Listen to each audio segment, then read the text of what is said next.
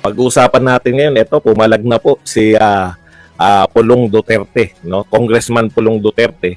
At sinagot niya po itong walang tigil na pag-atake kay Sara Duterte na bakit nananahimik. Sabi po ni Pulong Duterte, hindi trabaho ni VP Sara na i-demonize ang China. Hindi na po nakatiis si Paulo Duterte. Alam niyo naman siya talaga yung panganay na anak, no? Nagsalita na po siya dito sa Akbayan kasi grabe na itong mga tauhan ni Hontiveros eh. Ito po ang partido ni Hontiveros eh, sa mga hindi po nakakaalam. Grabe na rin po yung ginagawa nila sa mga Duterte, no? Na lahat na lang ng kasalanan ng Pilipinas ay binibintang sa mga Duterte. Ito po ang sinabi ni Pulong Duterte.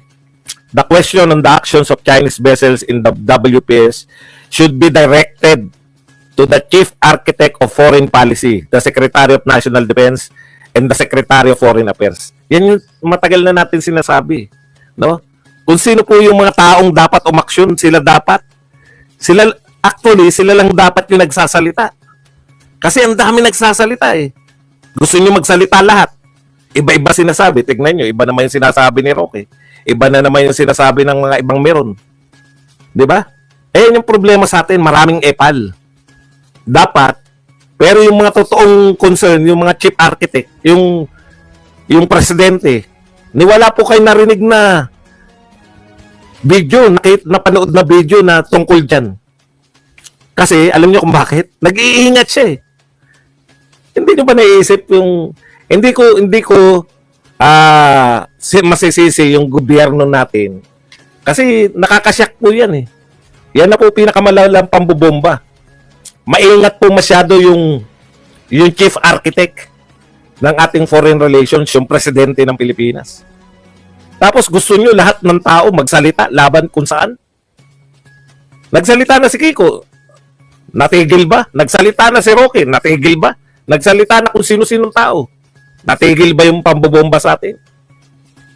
Hindi naman kasi yan yung solusyon. Dagdag pa ni Paulo Duterte, ito para tayong sinasampal pare-pareho ng katotohanan. It is not the job of the Vice President or the Secretary of Department of Education to demonize China or any country for that matter. Di ba? Hindi po trabaho ng Vice President. Eh yun lang naman kasi ang gusto nyo, to demonize China. Wala pong kalusot-lusot dyan si Vice President Sara Duterte.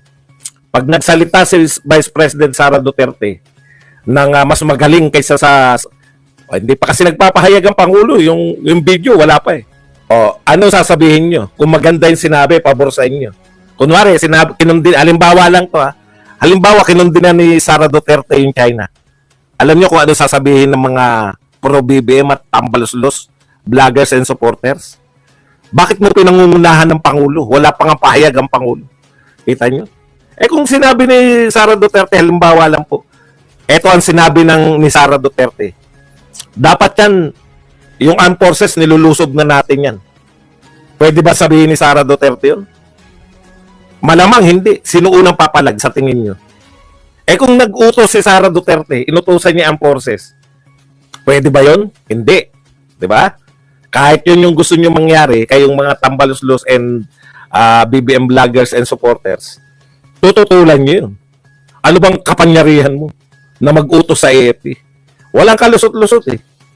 Pag sa tingin nyo, pinabura naman niya yung China. Okay, tayo nyo na, pro-China talaga. Alam nyo po, dito sa Pilipinas, kung sino yung tama yung ginagawa, siya yung kinukundina. Tama po yung ginagawa ni Sara Duterte. No? Manahimik kasi very sensitive yung issue na yan. Ipaubaya niya sa nararapat. Ipaubaya niya sa taong mayroong kapangyarihan at siya lang yung tanging dapat na nagpapasya. Kaya natin binoto yung presidente ng Pilipinas para sa mga sensitive na issue na yan, siya yung magsasalita at magbibigay direksyon sa Pilipinas. Ang tanong, nagsalita na ba at nagbigay na ba ng direksyon? Sinabi ba na ba ng Pangulo kung anong gagawin natin? Makikipag-usap ba siya sa China o makikipagbombeta ng tubig? Walang malinaw na direksyon eh. Di ba?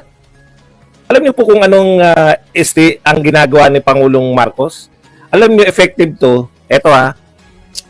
Alam niyo effective po yung ginagawa ni Pangulong Marcos na estilo sa mga taong yung problematic sa buhay, pero hindi sa presidente ng Pilipinas. Bakit? Kasi ang problema lilipas din yan. Actually, ganyan yung attitude ni Pangulong Marcos eh.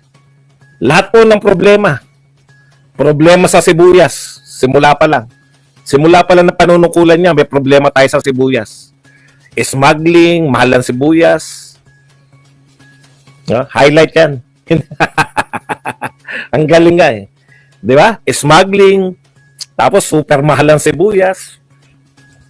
Meron bang mga napakulong? Meron bang aksyon na malinaw? Lilipas din yan. Sumunod na mga problema, brownout sa NAIA. Nung una, galit na galit pa yung mga sino. Heads must roll, heads must roll. Meron bang heads na nag-roll? Anong attitude? Oh, may natuklasan silang bagong attitude.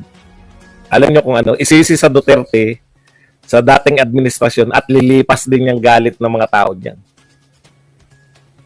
Problema sa traffic, isisi sa Duterte. Di ba automatic?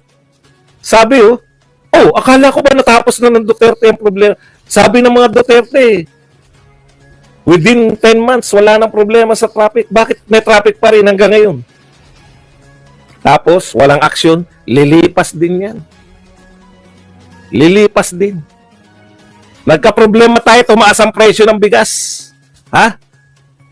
Dati na may smuggling, panahon pa ni Duterte yan eh. Mga smuggler talaga problema niyan eh. Lilipas din yan. Makakalimutan din ng tao yung galit na yan. Galit na galit yung mga tao eh. Ang taas na ng eh. Di ba? Lilipas din yan. Alam niyo yung mabuti po yun sa mga pangkaraniwang mamamayan. No, kung ikaw pangkaraniwang mamamayan, yung problema mo, ano kakainin mo mamaya, lilipas din. Huwag mong problemahin yan, lalagpasan ka lang ng problema. Lilipas talaga, ganun po, nagkaroon po tayo ng attitude na lilipas din yan. Ngayon po, dahil sa ganung problema natin, ngayon, biyahe tayo. Hanap tayo na solusyon, biyahe tayo. Tinatanong nyo, meron bang nangyari sa sa galit yung mga tao tuwing uuwi, pledge lang dala. Inano pa sinisi pa si Duterte noon eh. Alam niyo yung una niyan, naglabas sila, ay mas marami palang biyahe si Duterte nung unang taon niya kaysa kay Pangulong Marcos. Pucha, Duterte na naman. At saka, yung galit natin sa pagbabiyahe ng Pangulo, lilipas lang din yan. Ang galing ng attitude, no? Wag kang kumibo. Hayaan mo. Kaya nga tayo may mga vlogger eh. Hayaan mo sila ang manisi sa mga Duterte. Lahat ng problema, automatic Duterte.